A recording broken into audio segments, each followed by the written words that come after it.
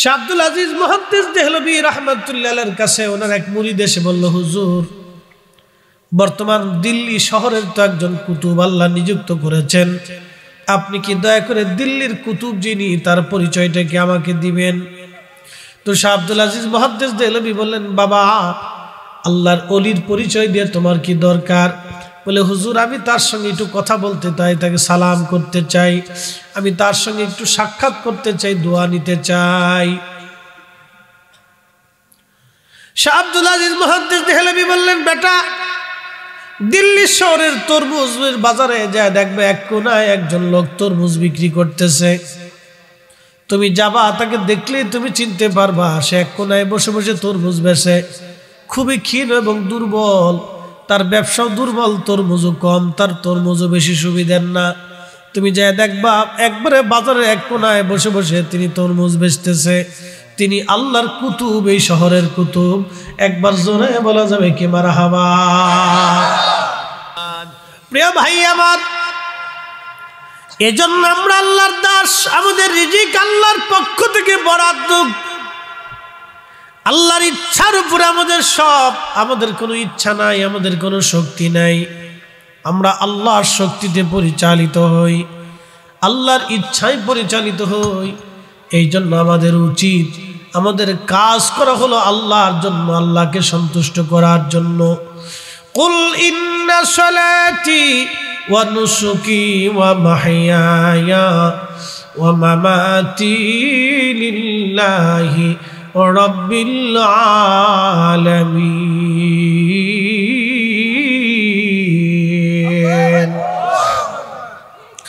আল্লাহ কোরআনে তো রাসূলকে বলেন, হাবিব, আপনি বলেন উম্মতকে, সালাত আমি আল্লাহর জন্য, ইবাদত আমি আল্লাহর জন্য, বান্দার জীবনের যত কুরবানি আছে সব আমি আল্লাহর জন্য, এবং তার জীবনের যত হায়াত আছে আমি আল্লাহর জন্য, এবং তার মৃত্যুটাও যেন আমি আল্লাহর জন্য হয়, আল্লাহকে খুশি করার জন্য, আল্লাহকে সন্তুষ্ট করার জন্য। আমাদের সব কিছুই যেন পরিচালিত হয় আল্লাহকে খুশি করার জন্য। আপনার ছোট্ট সংসারটা যেন আল্লাহর জন্য হয়, আপনার ছোট্ট ব্যবসাটা যেন আল্লাহর জন্য হয়, আপনার স্ত্রী পুত্র পরিজন এগুলি যেন সব আল্লাহর জন্য হয়। পৃথিবীর মুসলমান গঞ্জারবাসী খুবই মনোযোগ দিয়ে শুনিয়া যান, বিরাট বড় বড় প্রতাপশালী রাজা বাদশারা ধ্বংস হয়ে গেছে, তাদের রাজত্বগুলি শেষ হয়ে গেছে, কিন্তু আল্লাহর রাজত্ব এখনো আছে, আগামী দিনও আল্লাহর রাজত্ব চলতে থাকবে, আল্লাহর রাজত্ব কখনোই শেষ হবে না। আল্লাহ কোরআন শরীফে বললেন, কুলিল্লাহুম্মা মালিকাল মুলকি তুতিল মুলকা মান তাশা। আল্লাহর কোরআন বলে, হুজুর আপনি বলে দেন, রাজত্বের মালিক আমি আল্লাহ, আমি যাকে খুশি রাজত্ব দান করি, যার কাছ থেকে খুশি আমি রব রাজত্ব ছিনাই নেই। তুইজ্জু মান তাশাউ ওয়া তুদিল্লু মান তাশা।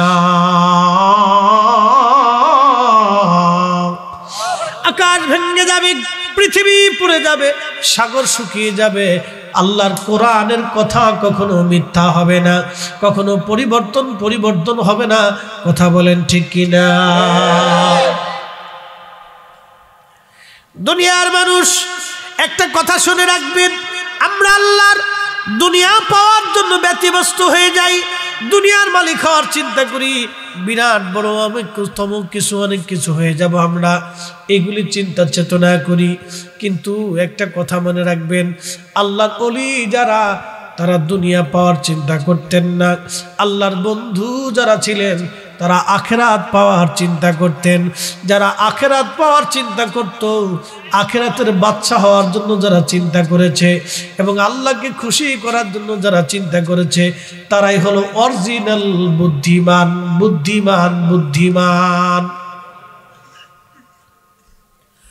আল্লাহকে খুশি করার জন্য দুনিয়ার মধ্যে যারা সাধনা করছে তারা অরিজিনাল বুদ্ধিমান, কারণ তারা জানে দুনিয়ার এই সাম্রাজ্য অল্প সময়ের জন্য, দুনিয়ার এই সম্পদ অল্প সময়ের জন্য, দুনিয়ার এই কৃতিত্ব অল্প সময়ের জন্য, দুনিয়ার এই সম্মান অল্প সময়ের জন্য। এই জন্য তারা আখিরাতের সম্মান নেওয়ার জন্যে, আখিরাতের ক্রেডিট নেওয়ার জন্যে, আখিরাতের কৃতিত্ব নেওয়ার জন্যে তারা পরিশ্রম করে গেছে। তারা দুনিয়ার ক্রেডিট নিতে চায় নাই, দুনিয়ার সম্মান নিতে চায় নাই। দুনিয়ার সম্মান তারা না নিয়ে আখিরাতের সম্ভাবনা তারা নেওয়ার চেষ্টা করেছে, যার কারণে তারা দুনিয়া জগতেই তারা সর্বশ্রেষ্ঠ হয়েছে। আল্লাহর কুরআন বলতেছে, ইন্নাল্লাযীনা আমানু ওয়া আমিলুস সলিহাতি উলাইকা হুম খায়রুল বারিয়া। আল্লাহর কুরআন বলে, নিশ্চয় যারা ঈমানদার এবং আমলে পাকা, ঈমান আমলে যারা পাকা হয়ে গেছে, আল্লাহর কুরআন বলে উলাইকা হুম খায়রুল বারিয়া। তারা যুগের মধ্যে সেরা না, তারা তামাম সৃষ্টির মধ্যে তারা সেরা। একবার জোরে বলা যাবে কি সুবহানাল্লাহ। হযরত ঈসা রুহুল্লাহ বহু পথ অতিক্রম করার পরে ক্ষুধা লাগলো। ওনার কাছে 3টা রুটি ছিল। হযরত ঈসা আলাইহিস সালাম 3টা রুটির মধ্যে একটা রুটি নিজে খাইলেন, আর সঙ্গীকে উনি আর একটা রুটি দিলেন, আর একটা রুটি উনি থলের মধ্যে নিজে রেখে দিলেন পরে খাবেন বলে। কিছু দূর যাওয়ার পরে হযরত ঈসা আলাইহিস সালাম পানি পান করতে নদীর মধ্যে গেলেন। নদীর মধ্যে পানি পান করতে যাইয়া যখন ঈসা আলাইহিস সালাম ফিরে আসলেন, ওই রুটিটা বের করলেন খাওয়ার জন্য। দেখতেছে টুকলার মধ্যে আর রুটি নাই। জিজ্ঞেস করলেন, ও আল্লাহর বান্দা, তুমি আর আমি, আমি আর তুমি, দুইজনে ছাড়া আর কেউ নাই। রুটি ছিল 3টা, একটা রুটি তুমি খাইলা, আর একটা রুটি আমি খাইলাম, আর একটা রুটি থলের মধ্যে ছিল। বাকি রুটি কোথায় গেল? আমি পানি পান করতে গেলাম, এসে দেখি রুটি নাই। কে হুজুর, রুটি কোথায় গেছে আমি কইতে পারি না। কি চোরের চোর, চিন্তা করতে পারছি, রুটি কোথায় গেছে আমি কইতে পারি না। ঈসা আলাইহিস সালাম নবী তো, আচ্ছা ঠিক আছে, তুমি কইতে পারো না? না, রুটি কে নিছে আমি কইতে পারি না। আচ্ছা ঠিক আছে, তো চলো। বহুদূর পথ দুইজনে আবার চলছে, ক্ষুধা লেগে গেছে। আল্লাহ নবী ঈসা আলাইহিস সালাম লক্ষ্য করলেন, একটা হরিণ 2টা বাচ্চা নিয়ে হেঁটে হেঁটে যায়। আল্লাহ নবী ঈসা আলাইহিস সালাম হরিণকে ডাক দিলেন, হরিণ আসো। হরিণ ডাক দেওয়ার পরে ওই হরিণ তার বাচ্চা কাচ্চা সহ ঈসা আলাইহিস সালামের কাছে আসছে। ঈসা আলাইহিস সালাম একটা হরিণ ধরে নিয়ে বিসমিল্লাহ বলে জবাই দিয়া একবারে সুন্দর করে ফ্রাই ট্রাই করে রান্না বান্না করে দুইজনে খাইলেন। বাঘ আস্তে করে মাথা নুয়াইয়া আল্লাহর সাহাবী নবী সাহাবীকে ধাক্কা দিয়ে বাঘ আগে আগে চলতে লাগলো। সাহাবী বাঘের পিছে পিছে চলতে লাগলো। কোন বর্ণনায় আসছে উনি বাঘের পিঠের উপরে চললেন। বাঘে ওনার পিঠে পিঠে করে নিয়ে নিয়া জঙ্গলের রাস্তা বের করে দিয়া, রাস্তা বাতলাই দিয়া বাঘের জায়গা বাঘ চলে গেল। হযরত সাফিনা রাদিয়াল্লাহু আনহু আবার সাহাবীদের দলে ভিড়ে গেলেন। একবার জোরে বলা যাবে কি মারহাবা। পশু পাখিরাও চিনে। এই হরিণ জবাই করার পরে হযরত ঈসা রুহুল্লাহ আলাইহিস সালাম হরিণ জবাই করে উনি ফ্রাই ট্রাই করে দুইজনে খাইলেন। একটা হরিণ দুইজনে খাওয়া শেষ। হাড্ডি গুড্ডি যা ছিল সব হাড্ডি গুড্ডি এক জায়গা করলেন। এক জায়গা করার পর ঈসা আলাইহিস সালামের একটা মুজিজা ছিল, উনি মরাকে জিন্দা বানাইতেন আল্লাহর হুকুমে।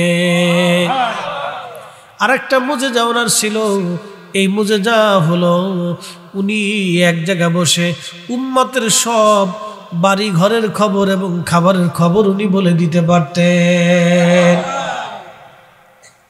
সব খবর উনি বলে দিতেন। হযরত ঈসা নবী সমস্ত হাড্ডি গুড্ডি এক জায়গায় করার পরে বলেন, কুম বিইজনিল্লাহ, আল্লাহর হুকুমে দাঁড়ায় যাও।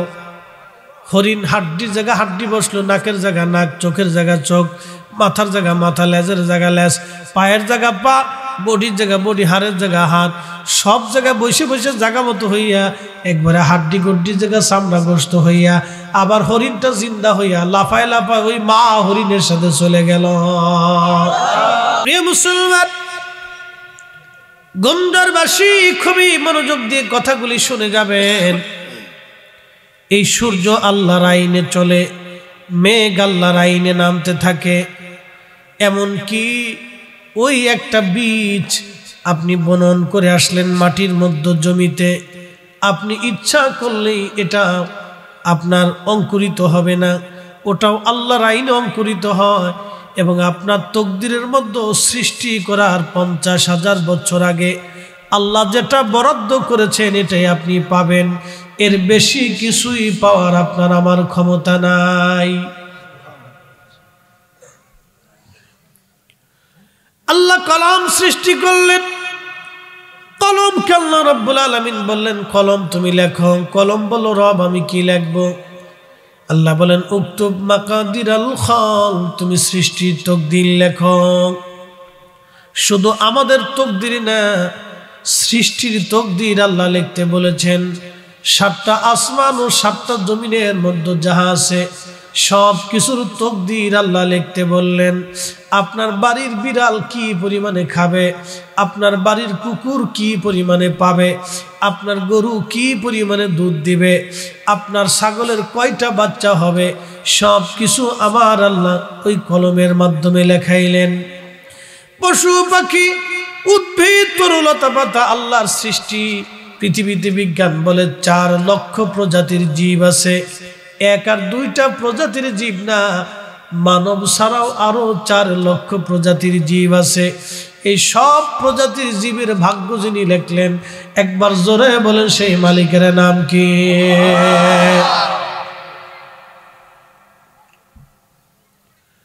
গভীর সমুদ্রের ভিতরে হাজার হাজার প্রজাতির উদ্ভিদ আছে, হাজার হাজার প্রজাতির জীব আছে, মাছ আছে। 1টা 2টা মাছ না, লক্ষ লক্ষ হাজার হাজার মাছ, কোটি কোটি ট্রিলিয়ন বিলিয়ন মাছ, অগণিত টন মন মাছ আল্লাহ দিয়েছেন। একটা তিমি প্রত্যেক দিন 110 মন ধরে খাবার তিমি মাছে খায়। 110 মন খাবার তিমি মাছে খায় প্রত্যেক দিন, 110 মন। একসাথে বলবেন সুবহানাল্লাহ। গঞ্জারের মুসলমান কোম্পানিগঞ্জবাসী এই তিমি মাছ প্রত্যেক দিন 110 মন করে খাবার খায়। শুধু তিমি মাছ না, তিমি মাছের চাইতেও বড় বড় মাছ এক সময় ছিল। সৃষ্টির মধ্যে এত বিরাট বিরাট মাছ ছিল, বিরাট বিরাট বড় আকৃতির মাছ। গুঞ্জরের মুসলমান শুধু এই তিমি মাছ না, তিমি মাছ ছাড়া যত কোটি মাছ আছে, হাজার হাজার প্রজাতির মাছ সমুদ্রের মধ্যে আছে। একটু মনোযোগ দিয়ে কথাগুলি শুনে যাবেন। বাংলাদেশ সরকার বঙ্গোপসাগরে খাবার দিল না, ভারত মহাসাগরে ভারত সরকার খাবার দিল না, আটলান্টিক মহাসাগরে আমেরিকা খাবার দিল না। পৃথিবীর 7টা মহাসাগর আছে, কোন মহাসাগরের মধ্যে জাতিসংঘ খাবার দিল না। কিন্তু লক্ষ লক্ষ প্রজাতির জীব এই সৃষ্টি মাছকে যিনি প্রত্যেক দিন পেট ভরে খাবার খাওয়ায়, একসাথে তাদের শ্বাস প্রশ্বাস নিঃশ্বাস আল্লাহ নেওয়ায়, তাদের জীবন বাঁচায় রাখলো, স্বাদ আর মজা তাদের গোশতের মধ্যে দিয়ে দিল। একভাবে একসাথে পরিচালনা করতেছেন সেই রব যিনি আমার আল্লাহ, মহাশক্তিধর আল্লাহ। তাহলে ইবাদত হবে আল্লাহ। এই জন্য আমার আল্লাহ বলেন, আ'বুদুল্লাহ ওয়া লা তুশরিকু বিহি শাইআ। আমি আল্লাহর ইবাদত করবে, আমি আল্লাহর সাথে কাউকে তুমি শরীক করবে না, তুমি শিরিক করবে না। আমি আল্লাহর সাথে কাউকে অংশীদারিত্ব সাব্যস্ত করবে না। আমি আল্লাহর জিকির করবে, আমি আল্লাহর ইবাদত করবে। আমি আল্লাহ ছাড়া অন্য কারো ইবাদত চলবে না। একবার কথা বলেন ঠিক না বেঠে? এই দলের নেতৃত্ব এক সময় হযরত শাহজালাল ইয়ামানি দিয়েছেন। এই দলের নেতৃত্ব এক সময় হযরত খাজা মাইনুদ্দিন চিশতি আজমেরী সেঞ্জুরি দিয়েছেন। এই দলের নেতৃত্ব হুজুর গাউসে পাক মহিউদ্দিন আব্দুল কাদের জিলানী এক সময় দিয়েছেন। এই দলের নেতৃত্ব হযরত মুজাদ্দিদ আল ফুসানি সিরহিন্দি এক সময় দিয়েছেন। এই দলের নেতৃত্ব হযরত খাজা বাকি বিল্লাহ রাহমাতুল্লাহি আলাইহি দিয়েছেন। এই দলের নেতৃত্ব এক সময় যুগে যুগে ওলি গাউস কুতুবরা দিয়ে গেছেন, এখনো দিচ্ছেন, আগামীতেও দিতে থাকবে। আল্লাহ একসাথে জোরে বলা যাবে কি মারহাবা। হযরত আলী দোয়া করেন। সাহাবী বললেন, হুজুর সিরিয়ার জন্য আপনি একটু বদদোয়া করে দেন, শামের জন্য আপনি বদদোয়া করে দেন। হযরত আলী বদদোয়া করলেন না। ওই লোক বলতেছে, আমিরুল মুমিনিন আপনি শামের জন্য বদদোয়া করলেন না, কারণ কি? হযরত আলী রাদিয়াল্লাহু আনহু ডাক দিয়ে বলেন, আল্লাহর বান্দা, আমি আমার নবী মাসুক নবীর জবান থেকে শুনছি ওই শামের ভিতরে আমার আল্লাহ 40 জন আবদাল নিযুক্ত করে রেখেছেন, আল্লাহর ওলি নিযুক্ত করে রেখেছেন। একবার জোরে বলা যাবে কি মারহাবা? আল্লাহু আকবার। প্রিয় মুসলমান আমার, ওই 40 জন আবদাল শামের ভিতরে আল্লাহ নিযুক্ত রাখবে। কখনোই ওলি থেকে আল্লাহ জুদা করবে না। পৃথিবী শুধু শামের মধ্যে ওলি আছে তা না, পৃথিবীর প্রত্যেকটা জনপদে আল্লাহ তার কুতুব রেখেছেন, আল্লাহ তার ওলি রেখেছেন। কিছু কুতুব আল্লাহর থাকবে যাদেরকে অনেক সময় চেনা যায় না, চেনা যাবেও না, তাদেরকে বোঝাও যায় না, বোঝাও যায় না। দুইজনে পথ চলতেছে, চলতে চলতে চলতে চলতে বহু দূরে পথ চলার পরে হযরত ঈসা রুহুল্লাহ আলাইহিস সালাতু ওয়াস সালাম এক জায়গায় বসলেন। তারে নিয়ে একটু ওই আপনার কি বলে মাটির দলা, বালির দলাগুলি এক জায়গায় নিয়ে ঈসা আলাইহিস সালাম দোয়া করলেন, আল্লাহ আপনি এই মাটির দলাকে স্বর্ণ পরিণত করে দেন। সাথে সাথে বালির দলাগুলি স্বর্ণে পরিণত হয়ে গেল। ঈসা আলাইহিস সালাম ওই স্বর্ণের দলাটা আনার পরে 3 ভাগে ভাগ করলেন। 3 ভাগে ভাগ করে নিজে একটা ভাগ নিলেন, আর একটা ভাগ ওই লোকটাকে দিলেন, আর একটা ভাগ রেখে দিয়ে বলেন, ও আল্লাহর বান্দা তুমি শোনো, আমি স্বর্ণটাকে 3 ভাগে ভাগ করলাম, 1 ভাগ আমি নিলাম, 1 ভাগ তোমারে দিলাম, আর ওই 1 ভাগ যে রুটি চুরি করছে তারে দেব। অনেক কাকা হুজুর রুটিটা আমি চুরি করছিলাম। কি চোরের চোর চিন্তা করি, ওরে 23 চোর কারে কর, বাপরে বাপ। কেউ ওই রুটিটা আমি চুরি করছিলাম। আচ্ছা ঠিক আছে, তুমি যেহেতু রুটি চুরি করছো তো চোর পাওয়া গেছে, যাও সোনা দানা যা আছে সব তোমার দিয়ে দিলাম, নিয়ে যাও। ঈসা আলাইহিস সালামের তো সোনার দরকার নেই, সে দোয়া করলেই মাটি শূন্য হয়ে যায়। এটা সম্পদ দিয়ে কি করবো? এই জন্য আল্লাহর ওলি যারা, তারা দুনিয়ার সম্পদের মুখাপেক্ষী না, তারা আল্লাহর মুখাপেক্ষী ছিল। কি কথা কর না কে? তারা দুনিয়া চাইতো না, তারা আল্লাহরও চাইতো, কারণ আল্লাহ পাইলে সব পাওয়া হয়ে যায়। কি কথা ঠিক কিনা? আল্লাহ পাইলে সব পাওয়া যায়, আল্লাহ পাইলে সব পাওয়া যায়। এই জন্য তারা সবসময় আল্লাহরে খুশি করতো, আল্লাহ তুমি খুশি হইলি সামনে। তারা রসুলের গোলামি করতো, আল্লাহ রসুল খুশি হয়ে গেলে সব শেষ, আর কিচ্ছু দরকার নেই। দুনিয়ার বাচ্চাই পাইলেও আখিরাতের বাচ্চাই পাওয়া যাবে আল্লাহ রসুলের গোলামি করার জন্য। প্রিয় মুসলমান আমার, এই জন্য তারা আল্লাহকে খুশি করতো সবসময়। আমাদের কাজ যেন হয় আল্লাহ খুশি করা। আল্লাহর ওলি হওয়ার জন্য কিন্তু বিরাট বড় ইউনিভার্সিটিতে পড়া লাগে না। আল্লাহর ওলি হওয়ার জন্য কিন্তু আলাদা কিন্তু কোনো আপনার কি বলে কোর্স মোর্স করা লাগে না। আল্লাহর ওলি হওয়ার জন্য ভাইজান ওই যে আপনার আলাদা কোনো সেকশনে ভর্তি টর্তি হওয়া লাগে না। আল্লাহর ওলি হওয়ার জন্য একটা শর্ত আল্লাহ নিজে কোরআনে বলছেন, ইন্না আকরামাকুম ইনদাল্লাহি আতকাকুম, নিশ্চয় আল্লাহর কাছে তার মর্যাদা, তার দাম, যার অন্তরে আল্লাহর ভয় বেশি। একসাথে বলবেন না সুবহানাল্লাহ। অন্তরে কার ভয় থাকবে? জোরে বলতে হবে কার? এখন যদি আপনাদের সামনে সুন্দর করে এই কুত্তা জবাই করিয়া এই গোশত দিয়ে বিরিয়ানি বানাইয়া সামনে আইনে দিয়ে বলা হয় যে কুত্তার গোশত দিয়ে বিরিয়ানি বানাইছি, খাবেন? কেন? হারাম। জোরে বলেন কি হারাম? কে করছে? জোরে বলতে হবে কে করছে? কে করছে? আল্লাহ হারাম করছে বিধায় আমি আপনি খাবই না, কোটি টাকা দিলেও খাবো না। কি কথা কর না কে? 1000 কোটি টাকা দিলেও খাবো না, কারণ আল্লাহ নিজে হারাম করছে, এই হারাম খাওয়া যাবে না। এটা হচ্ছে আল্লাহর প্রতি বান্দার অন্তরের ভয়।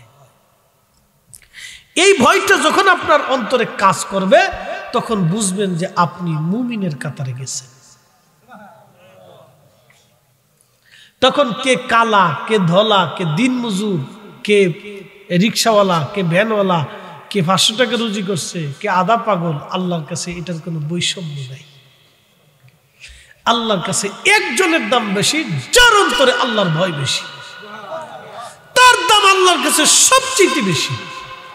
কি রাজা, কি বাদশা, কি প্রজা, কি ডক্টর, কি ডাক্তার, কি চ্যান্সেলর, কি হার্ভার্ড, কি অক্সফোর্ড, কি আজহার, কি মদিনা, কি ঢাকা, আল্লাহ এগুলি কিচ্ছু দেখবে না, কিচ্ছু দেখবে না। বেলালের আল্লাহর নবী মসজিদে নববীর মুয়াজ্জিন বানাইছেন, মদিনার নবীর মসজিদের মুয়াজ্জিন, তাও রানিং ইমাম নবী, মুসল্লি সাহাবীরা। পৃথিবীতে এত বড় দামি ইমাম আর নাই, এত দামি মুসল্লিও ছিল না। কি কথা কর না কেন? এত দামি ইমাম পৃথিবীতে নাই, আর এত বড় দামি মুসল্লি নাই। সেই দামি মসজিদ, দামি ইমাম, দামি মুসল্লির মুয়াজ্জিন হযরত বেলাল। কি তার পরিচয়? পরিচয়টা তার কি? তার একটা পরিচয়, মাইক মনে একটা কাটছে, এক সাইডটা একটু ডিস্টার্ব দিছে, দেখেন। তার একটা পরিচয়, পরিচয়টা কি? পরিচয়টা হচ্ছে যে সে হাবশি, কোন দেশ? কেনিয়া, ঘানা, ইথিওপিয়া, এদেশের মানুষ ছিল। হাবশি, নিগ্রো, কালো, কোনো লেখাপড়া কিচ্ছু ছিল না, আর সে ছিল কৃতদাস। রাসূল করিমের দরবারে থেকে নবীর প্রেম ভালোবাসা কলিজায় নিয়ে আল্লাহর কোরআনের জন্য, ইমানের জন্য, রাসূলের জন্য মায়ের খাইতে খাইতে খাইতে খাইতে খাইতে খাইতে পিঠের চামড়া গোশত সব দিয়ে দিছে, কিন্তু ইমান দেই নাই। এই কঠিন ইমান ও প্রেম ভালোবাসার জন্য আল্লাহ তার রাসূলের মসজিদের মুয়াজ্জিন বেলালকে বানাই দিছে। সুবহানাল্লাহ। অথচ তখন অনেক সুরওয়ালা, অনেক কারি, অনেক বড় মুহাদ্দিস, অনেক বড় সম্পদওয়ালা, অনেক সুন্দর চেহারাওয়ালা, অনেক বড় বংশওয়ালা। আরে রাসূলের বংশের সাথে তো পৃথিবীতে কোনো বড় বংশ নাই। নবীর এই রক্তের চাইতে পৃথিবীতে কোনো বড় রক্ত নাই। তো সেখান থেকে আল্লাহর নবী কাউরে মুয়াজ্জিন না বানাইয়া বেলালের মুয়াজ্জিন বানাইছে। কারণটা কি? একটা মাত্র কারণ, দিল দিয়ে আল্লাহ তার নবীরে ভালোবাসে। আমাদেরকেও দিল দিয়ে আল্লাহ নবীরে ভালোবাসলে আমরাও আল্লাহর কাছে সম্মানিত হব। কথা বলেন ঠিক কিনা? এই কথা মনে রাখতে হবে। এই কাজ যদি আমরা করতে পারি তাহলে আমরা সাকসেস। প্রিয় মোহতারাম উপস্থিতি, আমাদের ওয়াজ শোনাটা হচ্ছে এগুলি কিছু বুঝে বাড়ি পর্যন্ত নিয়ে যাওয়া। আমরা এই ওয়াজ শুনি কিন্তু বাড়ি পর্যন্ত নেই না, বড় সমস্যা হচ্ছে এটা। বরিশালের জোয়ার ভাটা মাঝে মধ্যে গল্প বলি, দাদা নাতি ওয়াজ শুনতে হয়েছে। তো সন্ধ্যার সময় সাধারণত জোয়ার থাকে না, এটা ভাটার টাইম। দাদা নাতি দুইজনে এই খাল পাড়ে চলে এসেছে। তো রাত 12টা 1টায় ওয়াজ নসিহত শুনে বাদ যাওয়ার সময় দেখে খাল ভরা পানি। তখন হুজুর ওয়াজ করছে, বাবারা গিরের উপরে কাপড় উঠাইলে ফরজ তরফ হয়, কবিরা গুনাহ হয়। এই ওয়াজ করার পরে এই সবাই ওয়াজ নসিহত শুনে বাড়ি যাইতেছে। দাদার নাতি দুইজনে খালের পরে দাঁড়ায়। দাদাই কয়, নাতি রে, খাল তো পানিতে ভরা, এখন কি করা যায়, নাম। আর নাতি কয়, দাদা হুজুরি না কইছে গিরির উপরে কাপড় উঠাইলে ফরজ তরফ হয়। আর নাতি দেখে দাদাই নামে আর কাপড় খালি উপরের দিকে উঠে। দাদা নামে আর উঠে, কিছুক্ষণ পরে নাতি দেখে দাদা লুঙ্গির কাপড় টান দিয়ে মাথায় বেঁধে ফেলেছে।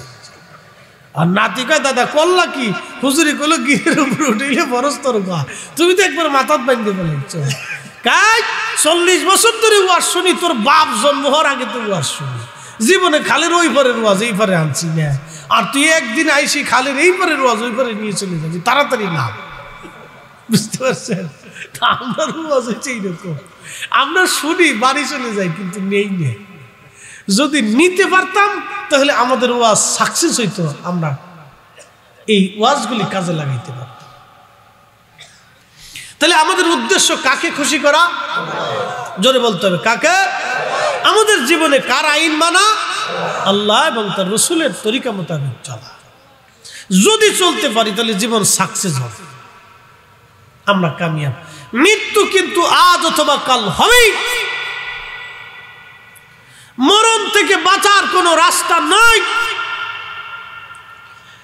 একদিন মাটির ভেতরে হবে ঘরে মন আমার, কেন বান্দ দালান ঘর, মন আমার কেন বান্দ দালান ঘর।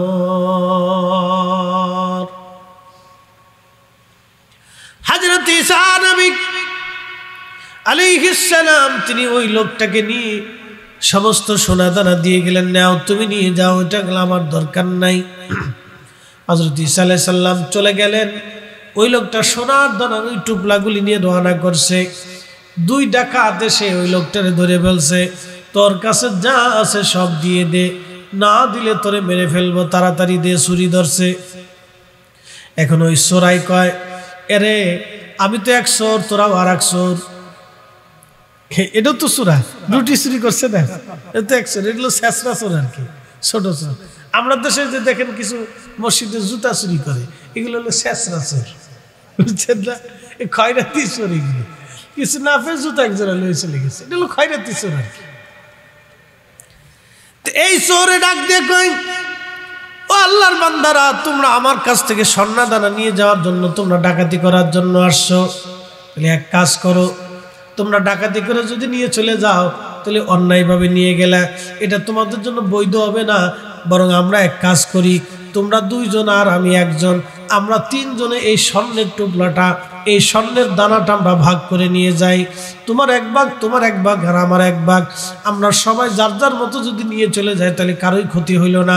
তুমিও কিছু পাইলা, তুমিও পাইলা, আমিও পাইলাম, তাহলে আমারও লস হইল না, তোমারও লস হইল না। দুই সরে কয়, আচ্ছা ঠিক আছে, কথা তো ভালোই কইছো, তাহলে আর দরকারটা কি, তোমারও মারার দরকার নেই, তো আমরা ভাগযোগ করে নিয়ে যাই, তুমি কিছু নিলে আমরাও কিছু পাইলাম, আচ্ছা ঠিক আছে। তো তিনজনে ভাগ করছে। ভাগ করার পরে তিনজনের অন্তরে এখন আইছে, এই দুটারে যদি মাইরিয়ে আমি সব নিতে পারতাম। বুঝতে পারছেন? শয়তানে তিনটারে পাইছে। ইন্নাহু লাকুম আদুব্বুম মুবিন। আমাদের ভিতরে শয়তান কাজ করে। দেখবেন বাবা মরে যাওয়ার পরে বড় ভাই চিন্তা করে ছোটটারে কেমনে ঠকানো যায়, ছোট ভাই চিন্তা করে দেখি মাইজিটারে কেমনে ঠকানো যায়। এই জমি, এটার দাম বেশি হবে না, এই কোম্পানিগঞ্জের রাস্তার পাশে জমিটার দাম বেশি হবে না, উত্তর পাড়ার দাম বেশি, ওই পাড়ার দাম বেশি। এই আমার দেশে আবার কিছু মহিলারা ঘরের ভিতরে বসে ফিন মারে, কয় না তুমি ওইটা নিয়ে পারছো না। এই শেষ পর্যন্ত দেখা যায় জমি জমা নিয়ে বিরাট বড় ঝগড়া ফাসাদ লাগে, যে ভাই ভাই কেউ কারো চেহারা দেখবার চায় না, অথচ একই রক্ত কিন্তু শরীরে প্রবাহিত হইতেছে। কি কথা কন না কে? একই রক্ত শরীরে প্রবাহিত হইতেছে। ওই বসে কি চলে, জেনারেটর কারেন্ট চলে গেছে, আহা কপাল। একই রক্ত, বাবা মার একই রক্ত তিন ভাইয়ের ভিতরে প্রবাহিত হইতেছে, অথচ কেউ কারো চেহারা দেখে না। ডোন্ট মাইন্ড, মনে কিছু নিয়েন না, এরকম সবার ভিতর হইতে পারে। কারণ শয়তান আমাদেরকে পথভ্রষ্ট করে দেয়, ভুল আমাদের সবারই আছে। এখানে বক্তা শ্রোতা কেউ কিন্তু পাপ থেকে মুক্ত না। কি কথা কন না কেন? আপনারা যদি মনে করেন যে ফরিদি সাহেব নিষ্পাপ, এটা ডাহা মিথ্যা কথা। আর আমি যদি বলি আমি বিরাট বড় বুজুর্গ, এটাও ডাহা মিথ্যা কথা। এগুলো ডাহা মিথ্যা কথা। শ্রোতা বক্তা এখানে কেউ নিষ্পাপ না, সবাই পাপের সাথে যুক্ত, কিন্তু নসিহত চলবে। নসিহত না চললে দিন থাকবে না। তিন ভাই মনে করেন কেউ কারো দিকে দেখায় না, কারো চেহারা কেউ দেখতে চায় না, কারণ কি এক বাবার সন্তান, একই সম্পদ, কিন্তু কেউ কারো দেখতে পারতেছে না। এই শয়তান মাঝে মধ্যে এইভাবে মানুষকে উস্কানি দেয়। তিনজনের মনের মধ্যে শয়তান বসে এবার ধোঁকা দিল। তিনজন মনে মনে চিন্তা করলো, ওরে মাইরা আমি যদি নিতে পারতাম, ওরে মাইরা যদি আমি নিতে পারতাম। এবার সবার অন্তরে চিন্তা হলো সবাই সবাইকে মারবে, কেউ কাউকে ছাড়বে না। সবার মনে চিন্তা আসলো সবাই সবাইকে মারবে। এখন দুইজনে পরামর্শ করলে, একটা কাজ কর, এই একজনকে বাজারে পাঠাই দে, ও খাবার টাবার নিয়ে আসো। ও খাবার টাবার নিয়ে আসুক, আমরা খাইয়ে দিয়ে ভাগযোগ করে পরে আস্তে আস্তে যার যার মতো চলে যাবানি, একসাথে খাওয়া দাওয়া করি। আচ্ছা ঠিক আছে। দুইজনে একজনে পাঠাই দিছে, কয় তুই চলে যা বাজারে, বাজার থেকে কিছু খাবার টাবার নিয়ে গিয়ে। তো ওই যখন দুইজন থেকে একজন জুদা হয়ে গেছে, তখন এই দুইজনে বসে বসে পরামর্শ করে, কয় শোন, ও যে আসবে, আসার সাথে সাথে ওরে মেরে ফেলে দিয়ে আমরা যে ওর যে সোনা আছে এই সোনারে দুইজনে ভাগযোগ করে নিয়ে যাব। আর যেটা বাজারে গেছে হেঁটাই মনে মনে চিন্তা করে আজকে তো করে খাইছি, খাবারের ভিতরে বিষ মিশিয়ে নিয়ে যাবো, তো করে বিষ খাইয়া আমি সব মাইরিয়া তোকার যা সোনা দানা আছে সব নিয়ে চলে যাবো। শয়তানে কয় হ্যাঁ চাচা চালাও চালাও।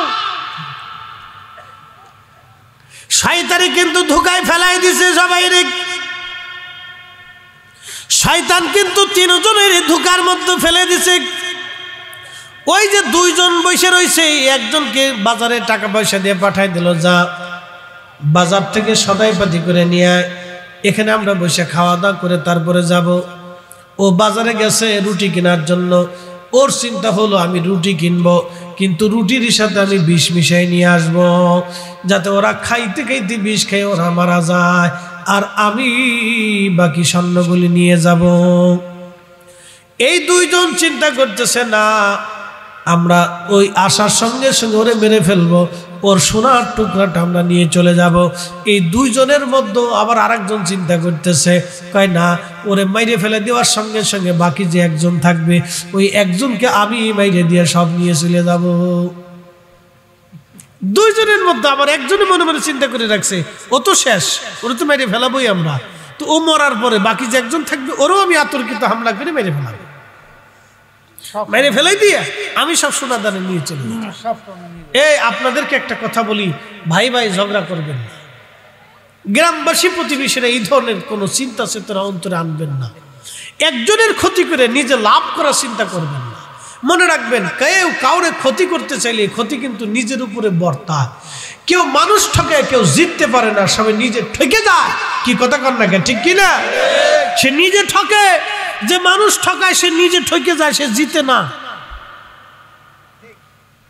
যে প্রতিবেশীর ঠকায় সে নিজে ঠকে, যে ভাইকে ঠকায় সে নিজে ঠকে, সে জিতে না। ওই সাময়িক দেখতেছেন যে জিতে গেছে, ও পাইছে, ও জিতা কয় না, সে ঠকে যায়। আল্লাহর কিন্তু বিচার আছে, কি আছে না?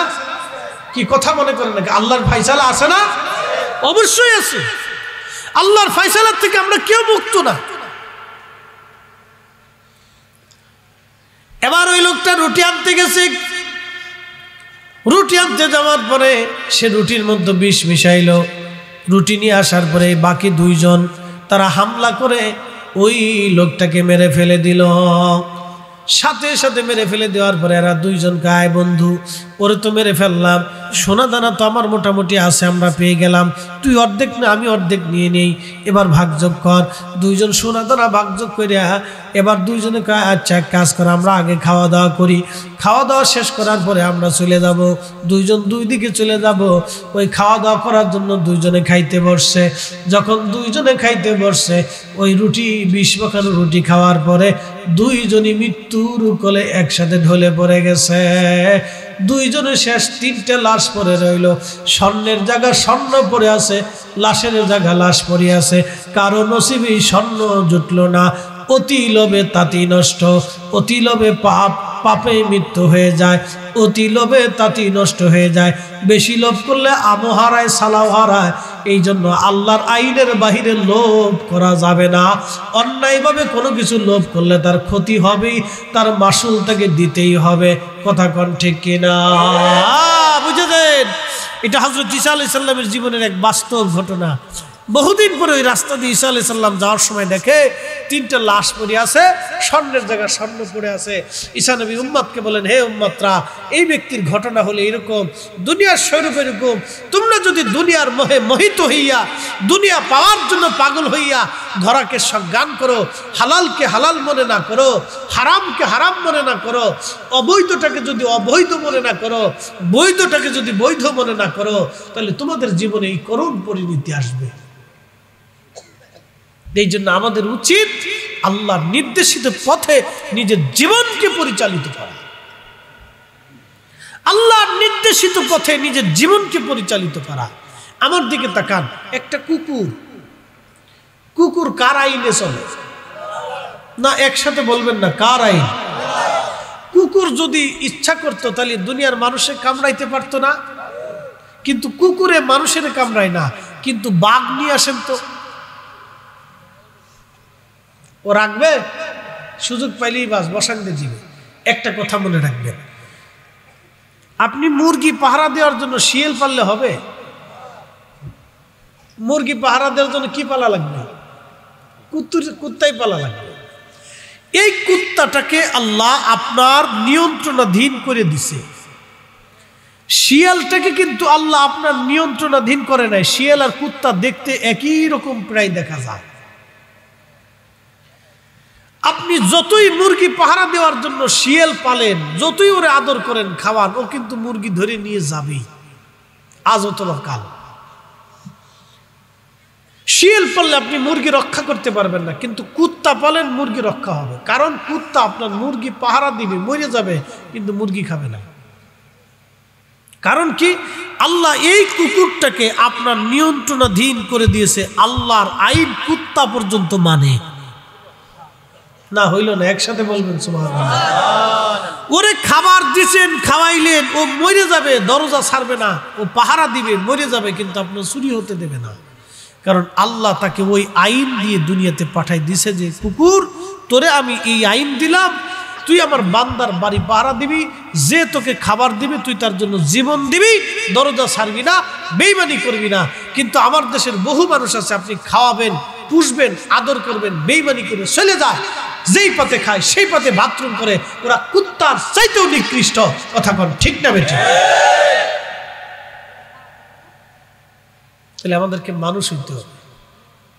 শুধু ওয়াজ শুনে গেলে হবে না, বাপরে, ওয়াজ বাড়ি পর্যন্ত নিতে হবে। আমি নবী না মানিলাম, কি যে ভুল করিলাম। আমি নবী না মানিলাম, কি যে ভুল করিলাম। ভস্মে ঢালিলাম ঘি, মানুষ হইয়া ভবেতে আসিয়া। মানুষের করিলাম কি, মানুষ হইয়া ভবেতে আসিয়া।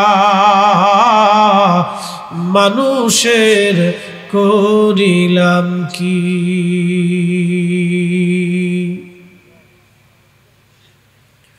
ফরিদে সাহেব 1000 বছর ওয়াজ করলেও কাজ হবে না, 1000 বছর ওয়াজ করলেও কাজ হবে না, সারা রাত্র তাহাজ্জুদ নামাজ পড়লেও কাজ হবে না, যদি আমার দেহের মধ্যে হালাল খাবার না যায়। কথা কন না কেন, ঠিক কিনা? ওই যে আপনাদেরকে বলে দিয়ে যাই, দোয়া কবুলিয়াতের এবং আমল কবুলিয়াতের প্রথম শর্তের নাম হচ্ছে হালাল খাবার। যে দেহের মধ্যে হালাল খাবার নাই, ওই দেহ সারা রাত্র সেজদায় পড়লে কবুল হবে না, কবুল হবে না। শুয়োরের গোশত খাইয়া কেউ যদি যাইয়া মাকামে ইব্রাহিমে নামাজ পড়ে, আপনারা বলেন নামাজ হবে কি? শুয়োরের গোশত খাইয়া কেউ যদি সেহরি করিয়া সারাদিন রোজা রাখে, আপনারা বলেন রোজা হবে কি? হ্যাঁ, জোরে বলেন, জোরে বলেন, হবে? তাহলে অন্যের সম্পদ মাইরে দিয়ে, অন্যের টাকা মাইরে দিয়ে, অন্যের হক মাইরে দিয়ে কেউ যদি গরুর গোশত খাইয়া সুন্দর করে একবারে ফ্রাই ট্রাই করে যায়, নামাজে দাঁড়ায় যায়, সারা রাত্র নামাজ পড়লো, বাবা নামাজ হবে? হবে? এই ওয়াজ বুঝে যাবে। এই জন্য অত্যধিক পরিমাণে আল্লাহর শরাব, ব্যবসায়ী দোকানদারি করতেছেন, আল্লাহর জিকির। অনেক দোকানদার দেখবেন ব্যবসা করে, আল্লাহর জিকির করে, আল্লাহর স্মরণ, যেই ব্যবসায়িক স্মরণে আল্লাহর স্মরণে আল্লাহর জিকির করে, যেই ব্যবসায়িক আল্লাহর স্মরণে ব্যবসা করে, সেই ব্যবসায় কোনোদিন 2 নাম্বারই করতে পারে না। কি কথা বলেন, ঠিক কিনা? সে মালে কম দিতে পারে না। যে কাস্টমার মাল কেনার জন্য আল্লাহ স্মরণে মাল কিনে, আল্লাহকে খুশি করার জন্য। অ্যাটেনশন, আমরা সবাই কিন্তু খাবার খাই, খাই না ভাই? সবাই কিন্তু খাই, খাবার খাইতে হবেই, না খেলে আমাদের বাঁচার কোনো সুযোগ নেই। আল্লাহ আমাদেরকে খাদ্য দিয়ে, পানি দিয়ে আমাদেরকে সজীব রাখছে, সুস্থ রাখছে, ভালো রাখছে। তো আমাদের কাজ কি? আমরা তো খাইতেই হবে। আপনি গরুর গোশত খান, মাছ খান, সবজি খান, ভাত খান, যে হালাল খাবার খান, হালালান তয়্যিবান, যেটা হালাল এবং তয়্যিব, পবিত্র, বিশুদ্ধ, এই খাবারটা আপনি খাবেন, ভালোটা খাবেন, হালাল এবং বিশুদ্ধ খাবারটা খাবেন। তো এই বিশুদ্ধ খাবারটা তো আপনাকে খেতেই হবে। যেমন গরুর গোশত আপনি বাজার থেকে কিনে আনছেন, তো কিনে আনার পর আপনি তো এটা খাইতে হবে। তা আপনি গরুর গোশতটা খাইলেন, খাওয়ার সময় যদি আপনার নিয়ত থাকে আল্লাহ আমি যে খাদ্যটা এখন খাইলাম, এই খাদ্যটা দিয়ে যেন আমার শরীরে যে এনার্জি হয়, যে শক্তি হয়, এই শক্তি হয়ে যেন আমি তোমার গোলামি করতে পারি। এই যে নিয়তটা যে আপনি করছেন, আপনি সারা জীবনে যা খাবেন কোনো হিসাব নেই। না না, হইল না, একসাথে বলবেন না সুবহানাল্লাহ। আচ্ছা বলেন, খাওয়া লাগবে কিনা? খাওয়া ছাড়া কোনো উপায় আছে? কম খান বেশি খান, খাইতেই হবে। তো খাওয়া যেহেতু লাগবেই, তো আমাদের কাজ হচ্ছে খাওয়ার আগে আপনি নিয়ত করবেন আল্লাহ আপনি আমার যে রিজিক দিচ্ছেন, আপনি আমার যে রিজিক দিচ্ছেন, মোনাজাতে বলে ফেলাবেন আল্লাহ আপনি আমার যে রিজিক দিচ্ছেন, আপনি আমার যে রিজিক দিচ্ছেন, আমার জন্য আল্লাহ যেটা আপনি বরাদ্দ করছেন, অবশ্যই আমার জন্য তো আপনি বরাদ্দ করছেন। আমি তো আপনার একজন বান্দা, আমারও সৃষ্টি করার 50 বছর আগেই, 50,000 বছর আগে আপনি আমার জন্য তকদির নির্ধারণ করছেন। তা আমি কি পরিমাণে খাবো না খাবো আল্লাহ সেটাও আপনি নির্ধারণ করছেন। তো রব্বে কারীম যেটা নির্ধারণ করছেন, ওই খাবার খাইয়া আমি যাতে আপনার গোলামি করতে পারি, ওই খাদ্য খাই আমার শরীরে যে পুষ্টি হয়, পুষ্টি দিয়ে যেন আমি আপনার নামাজ পড়তে পারি, আপনার সেজদা দিতে পারি, আল্লাহ এই তৌফিক আপনি আমার দিয়েন। তাহলে ওই যে সারা জীবনে খাবার খাবেন, ওই খাবারের কোনো হিসাব কিয়ামতের ময়দানে আল্লাহ টান দিবে না। একসাথে বলবেন না আল্লাহু আকবার। তাহলে এক নিয়তে 2 লাখ। খালি নিয়তটা বিশুদ্ধ রাখতে হবে, নিয়তটা সাক্কা রাখতে হবে, নিয়ত পাকা। নিয়ত যখন পাকা হবে, আমল তখন পাকা হয়ে যায়। 131 বছর আগে যে মাহফিলটা চালু করছিল, ও বেটার নিয়ত ছিল খুব কড়া নিয়ত। তাহলে 131 বছরে কোনো মাহফিল চলমান থাকে না, বাংলাদেশে এরকম দেখা যায় না। আমার নজরে আজকে প্রথম পড়ল। একসাথে বলবেন না আল্লাহু আকবার। আমার এই ওয়াজের বয়সে আমার এই প্রথম পড়ল আজকে আমার লাইফে। আমি যতটুকুন বয়সে ওয়াজ করি, সে ফাজিল থেকে আজ প্রায় 16 বছর হয়ে গেল। তা আমার এই ওয়াজের লাইফে আজকে প্রথম আমি পাইলাম যে 131তম মাহফিল। এর আগেও হয়েছে, তখন তার এত পোস্টার সাথে এত কিছু ছিল না। তখন মাহফিল এই 131 বছর আগে মাহফিল হয়েছে সুঙ্গা দিয়ে। কি সুঙ্গা দিয়ে না, তখন তো মাইক ছিল না, সুঙ্গা দিয়ে। আর তখনকার যারা বক্তা ছিল, এদের গলাও ছিল খুব হায়ার গলা, বাঘের গলার মতো, খুব বিরাট গলার গলা। যখন ডাক দিছে তখন মাইক ছাড়াই শোনা গেছে। আগের মুয়াজ্জিন যারা ছিল তাদেরও খুব বিরাট গলাওয়ালা মুয়াজ্জিন ছিল, ডাক দিলে একবার এই গ্রাম তো ওই গ্রাম থেকে শোনা গেছে। করিম সাহেব আজান দিতেছে, করিম মুন্সি আজান দিতেছে। করিম মুন্সির গলা খুব বিরাট গলার গলা ছিল। এটা আল্লাহ ফয়সালা করে। তো 131 বছর আগে বা 150 বছর আগে মাহফিল যারা চালু করছে, তাদের নিয়ত খুব বিশুদ্ধ এবং সাকসেসওয়ালা নিয়ত ছিল, যার কারণে হয়তো তাদের কান্না, কোনো দোয়া আল্লাহর কাছে কবুল হয়ে গেছে। হয়তো সেই সময় কোনো বক্তা, কোনো ওলি, আল্লাহর গ্রহণযোগ্য ব্যক্তি এসে দোয়া করছে, আল্লাহ তুমি মাহফিলটা ধরে চলমান রাখো। যার কারণে 131 বছর ধরে পোস্টারে লেখা, এর চেয়ে তো বেশি সময় ধরে এই মাহফিলটা চলমান আছে। একসাথে জোরে বলা যাবে না আলহামদুলিল্লাহ। এই 150 বছর পরে এসে আমরা মুসল্লি হইলাম। আল্লাহু আকবার। তাহলে বোঝা গেল ওই 150 বছর আগে যে দোয়া করছিল, তার দোয়াটা খুব ইখলাসের সাথে দোয়া ছিল, যার কারণে আল্লাহ আজও কবুল করে রাখছে। প্রিয় মুসলমান, গুঞ্জারবাসী, এই জন্য আমাদের কাজ হচ্ছে আমাদের সমস্ত আমলের আগে যেন আমাদের নিয়তগুলি বিশুদ্ধ থাকে, এটা আমাদের লক্ষ্য রাখতে হবে। মাহফিল যারা দেয় তাদের উদ্দেশ্য থাকে মানুষ যাতে হেদায়েত হয়। মাহফিল যারা শুনে তাদের উদ্দেশ্য থেকে হুজুর আসতেছে, হুজুরের কাছ থেকে আমরা ভালো ভালো কথা শুনবো। হুজুর আমাদেরকে সুন্দর সুন্দর কথা শোনাবে, সুন্দর সুন্দর পরামর্শ দিবে, ওয়াজ হলো আমাদের সেটা, আমরা পরামর্শ শুনবো। তার মানে ডাক্তারের প্রেসক্রিপশন, ডাক্তার যেমন প্রেসক্রিপশন দেয় আমরা যেমন শুনি, তাদের কথাগুলি শোনার পরে আমাদের ভালো লাগে। আমরা জীবনে কি করব, কি বাঁচবো, কি খাবো না, কিভাবে চললে শরীর সুস্থ থাকবে, এটা হলো ডাক্তারের প্রেসক্রিপশন। আর আলেম ওলামাদের প্রেসক্রিপশন হলো, আলেম ওলামারা এমন একটা প্রেসক্রিপশন দেয় যে প্রেসক্রিপশন মতো চললে দুনিয়াতেও শান্তি, কবরেও শান্তি, আখিরাতেও নাজাত। কি কথা বলেন ঠিক কিনা? মরা লাগবে না, 100% পিওর না। এখানে কি কোনো ফরমালিন আছে? মৃত্যু রোগের কোনো ফরমালিন নেই, মরতেই হবে।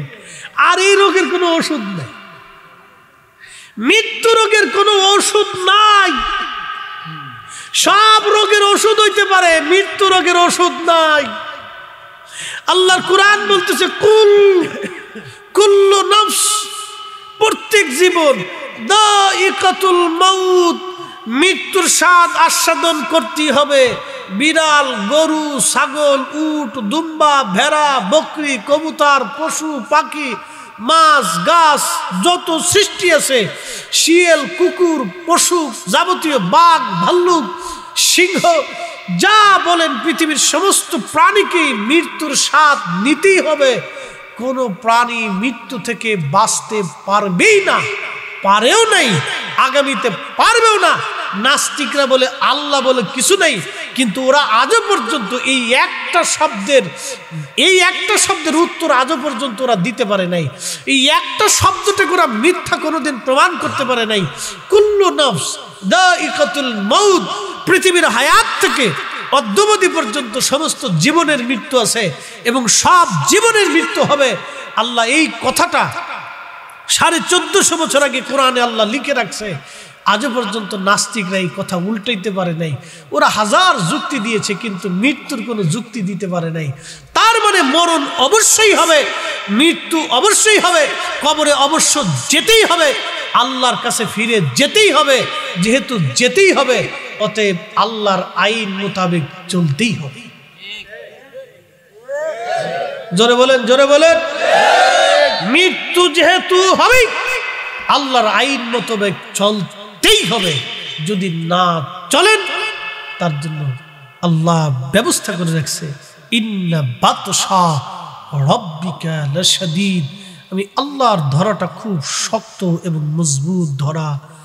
ইন্না লিল্লাহি, নিশ্চয় আমরা আল্লাহর জন্য, ওয়া ইন্না ইলাইহি রাজিউন, আমরা আল্লাহর কাছে আবার ফিরে চলে যাব। থাকার কোনো সুযোগ নাই, কোনো রাস্তা নেই।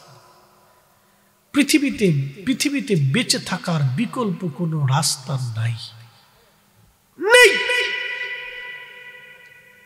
অবশ্যই নেই। চেঙ্গিস খান নিজের সাম্রাজ্য বাঁচানোর জন্য 2 কোটি মানুষ হত্যা করছিল। আপনি জানেন আজ থেকে 500 বছর আগে 2 কোটি মানুষ মানে কি? কত মানুষ সে মেরে ফেললো শুধু তার সাম্রাজ্য বাঁচানোর জন্য। আজ থেকে 800 বছর আগে 2 কোটি মানুষ বাড়ির কাছে কথা না। 800 বছর আগে 2 কোটি মানুষ বাড়ির কাছে কথা না। হালাকু খান নিজে একা 16 লক্ষ 20 লক্ষ মানুষের ভিতরে ইরাকে 16 লক্ষ মানুষ হত্যা করছিল। শিশু বাচ্চা থেকে শুরু করে, পেটের বাচ্চা থেকে শুরু করে বৃদ্ধ পর্যন্ত কাউকে তারা ছাড়ে নাই। কি কঠিন নির্মমতা সেই দিন ছিল। ইরাকের দজলা নদী 1 মাস পর্যন্ত শুধু রক্ত ভেসে গেছে, শুধু রক্ত আর রক্ত, শুধু রক্ত আর রক্ত, শুধু রক্ত আর রক্ত। আজকে হালাকু নাই, কিন্তু ইরাকের বাগদাদে এখনো আজান চলে। কি কথা বলেন ঠিক তবে ঠিক, এখনো আজান আছে, কিন্তু হালাকুর রাজত্ব নাই। হালাকুর আইন শেষ হয়ে গেছে, কিন্তু আল্লাহর আইন এখনো পৃথিবীতে চলতেছে। কথা বলেন ঠিক কিনা? হালাকুর আইন ধ্বংস হয়েছে, কিন্তু দজলা নদী এখনো প্রবাহিত হচ্ছে। হালাকুর কবরের চিহ্ন পর্যন্ত হারিয়ে গেছে। এটাই তো চিন্তা করলো আমি ওলির কুতুব, তো শহরের দিল্লির কুতুব, তো ধৈর্যটা কেমন পরীক্ষা করি। সালাম দিয়ে বলতেছে, আল্লাহর বান্দা আপনি তো তরমুজ বিক্রি করবেন? বলে হ্যাঁ। তরমুজের দাম কত? বলে এত দাম। দামাদামি করছে। বলে আমি তরমুজ নিব, তবে শর্ত লাগে খেয়ে নিব। বলে আচ্ছা ঠিক আছে খান।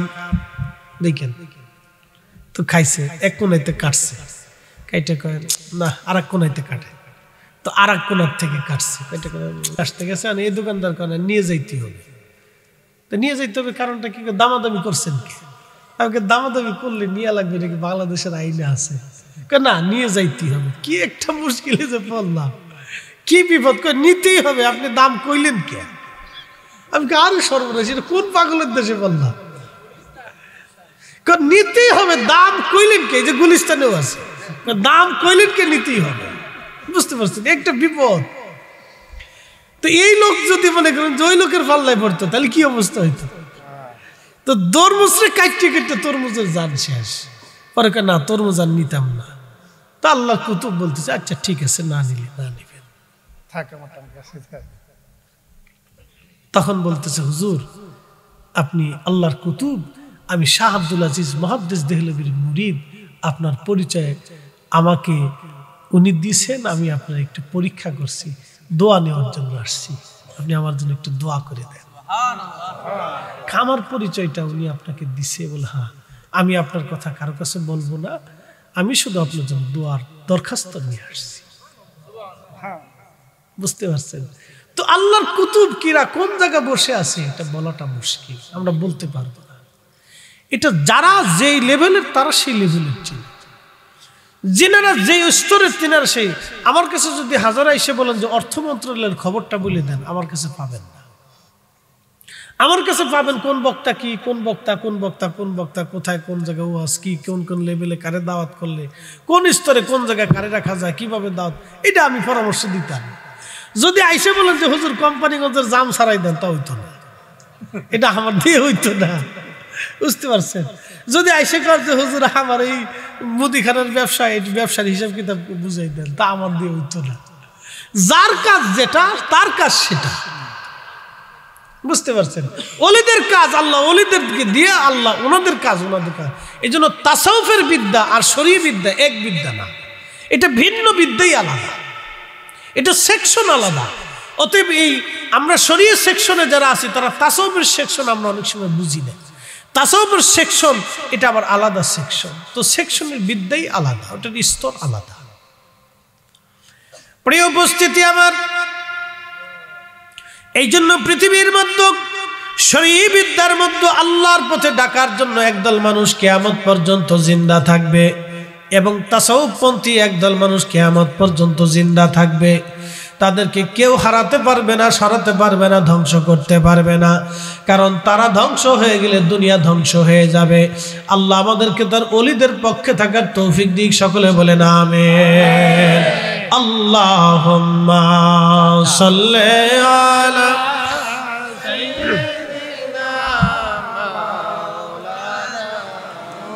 মুহাম্মাদ ওয়া আলা আলি সাইয়্যিদিনা।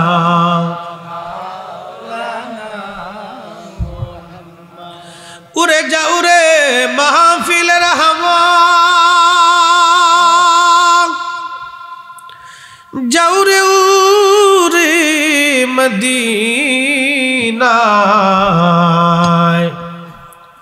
আমাদের দুরুদ পৌঁছে দিও নূর নবীজির পাক রওজায়। আল্লাহুম্মা সাল্লি আলা সাইয়্যিদিনা মাওলানা মুহাম্মাদ ওয়া আলা আলি সাইয়্যিদিনা মাওলানা মুহাম্মাদ।